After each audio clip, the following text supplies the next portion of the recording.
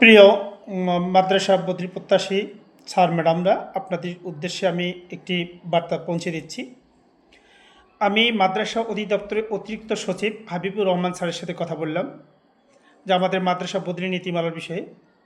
উনি যেটা আমাকে স্পষ্ট বললেন যে আপনাদের এই নীতিমালার সম্পূর্ণ কার্যক্রম শেষ হয়ে গেছে, সম্পূর্ণ আমাদের যা কিছু কম্পিউটারে লেখা সব প্রসেসিং সম্পূর্ণ, কিন্তু আপনাদের এই নীতিমালাটা আমরা গত সপ্তাহে দিতে পারিনি, আন্তরিক দুঃখ প্রকাশ করছি, এবং চলতি সপ্তাহেও দিতে পারছি না একটি কারণবশত।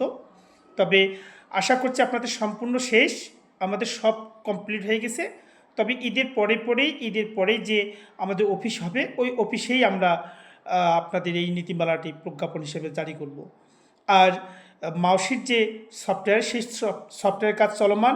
আপনাদের এই মাউসির সফটওয়্যারটি দ্রুত গতিতে সম্পূর্ণ চূড়ান্ত ডেমো হয়ে যাবে, হলেই আপনাদের বদ্রী শুরু হবে, এবং হয়তো কিছুদিন, হয়তো 10-15 দিন পরে আমাদের মাদ্রাসার বদ্রী কার্যক্রম শুরু হবে। তবে আমাদের মাদ্রাসার, আবার বলছি, আমাদের মাদ্রাসার যে নীতিমালাটি সেটি ঈদের আগে হচ্ছে না, তিনি স্পষ্ট বলছেন। তবে সম্পূর্ণ নীতিমালার কাজ শেষ, ঈদের পরের ডেটেই যে মাদ্রাসা অফিস অধিদপ্তর খোলার সাথেই নীতিমালা প্রকাশ করা হবে।